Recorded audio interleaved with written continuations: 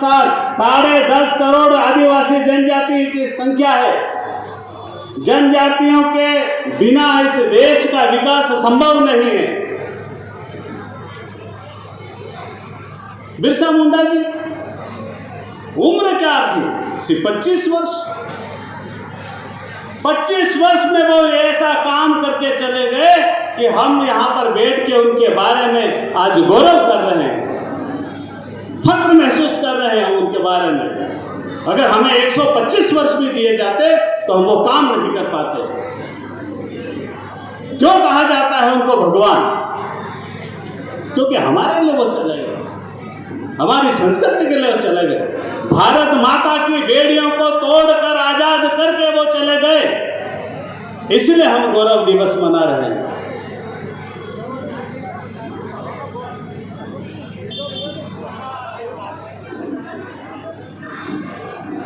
क्यों हम उनको याद कर रहे हैं? क्या है उनमें जिनको हम उनको भगवान कह रहे हैं? हमारे लिए वो क्या दे के चले गए?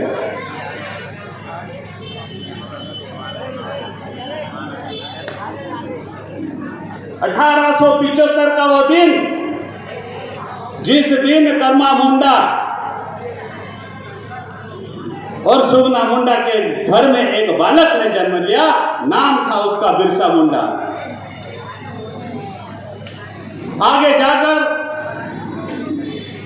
उस बालक ने वो काम कर दिया जिसके काम पर हमको गौरव महसूस हो रहा है।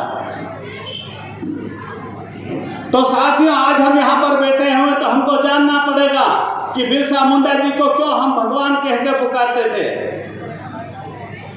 पहली बार कहाँ उनको भगवान कहा गया? 1897 में, जब हमारे लिए वो इस मातृभूमि के लिए, हमारी संस्कृति के लिए, सभ्यता के लिए, हमारे समाज के लिए वो जब पहली बार जेल से बाहर आए, 2 वर्ष और 12 दिन का समय व्यतीत करने के बाद, तब उनके सामने सिर्फ 25 लोग खड़े थे और उन 25 में से अपने 2 साथियों के साथ आए थे, कोंडा मुंडा और मजिया मुंडा। सामने देखा तो 25 लोग खड़े थे। उन्होंने देखा कि बिरसा मुंडा जी बाहर आए, वैसे आवाज लगाने लगे, भगवान बिरसा मुंडा की जय, भगवान बिरसा मुंडा की जय। भगवान बिरसा मुंडा जी ने उन्हें रोका कि नहीं, मैं भगवान नहीं हूँ, हम सब एक है, चाहे वो किसी भी जाति के हैं, हम सब एक है। इसलिए उन्होंने नारा दिया था, हमो आखा एक छे।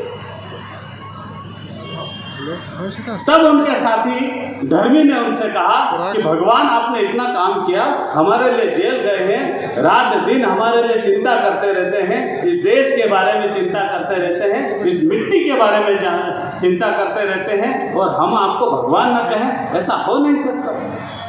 तब उन्होंने कहा कि हम आपको धरती आबा कहेंगे। धरती आबा कौन? इस धरती के पिता,